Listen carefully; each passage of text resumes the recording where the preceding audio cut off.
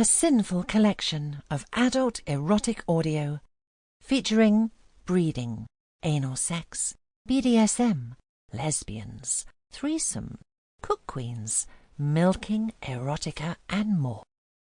Written by Tori Westwood, Nicki Minaj, Kimmy Welsh, Connie Cuckquean, Millie King and Margot Devine.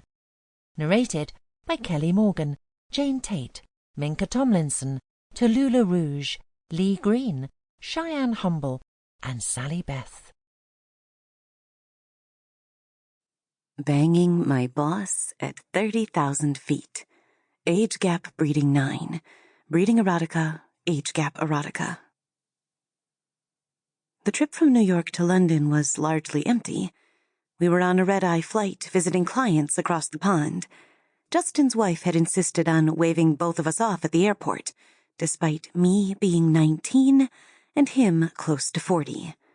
My boss, Justin, had made a beeline for the center seat on the back row when we boarded, and I wasn't in a position to argue. When everyone was on board, it turned out the window seat was empty, and so too was the row opposite, as well as most of the rest of the plane.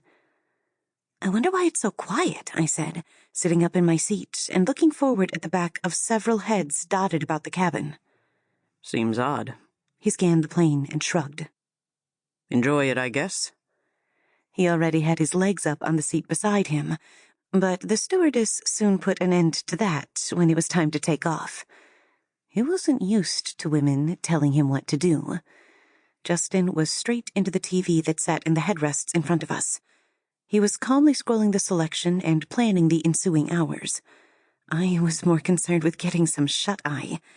The second the seatbelt sign had blinked off, my boss hit the overhead call button, and a flight attendant was there in a matter of seconds. "How can I help?" she asked. She had this beaming, picture-perfect smile and immaculate makeup delicately placed on her pretty face. Justin was enamored immediately. May I have a vodka and Coke?" he asked. "You may." She nodded, smiling. I watched him wriggle in his seat. I'd known him long enough to know when someone had turned him on.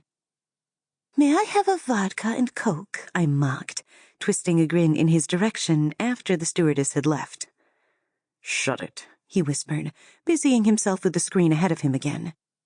"May I bury my face in your tits?" Justin laughed. "If only." I tapped the screen ahead absent-mindedly until the stewardess returned.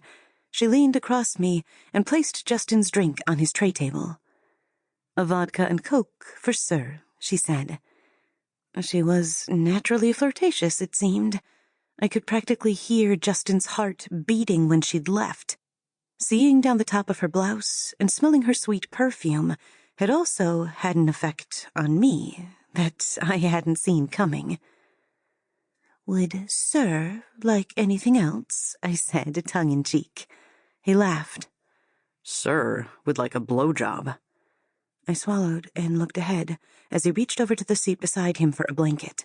He passed me one, too, and I wrapped it around me, slowly succumbing to the white noise hum of the air conditioning as it blasted into the fuselage. Before I knew it, I drifted off to sleep. It felt deep and long. I dreamt briefly of the stewardess, seductively sauntering down the aisle as a flock of doves erupted behind her. Ahead of her stood Justin, staring forward in awe. I watched from the seat, as though the spectacle was a play on stage. Neither of them seemed to notice me. When she was within range of him, she gripped the inside of her blouse and pulled hard, popping off the buttons and sending her name tags spiraling into the cabin. Justin's jaw dropped open, and so did mine. She approached him and clasped the back of his head. Then she pulled him into her cleavage and tossed her head back. Her hair unwound and flowed outwards. Her long, slender neck flexed as her mouth opened to speak. She breathed out the words seductively. "Fasten your seatbelts," she said. "We're experiencing turbulence." My brow furrowed, and the engine noise returned to my ears. "We should be through it in a matter of minutes," the voice said, and I realized now that it was coming from the speakers overhead. Sample complete. Ready to continue?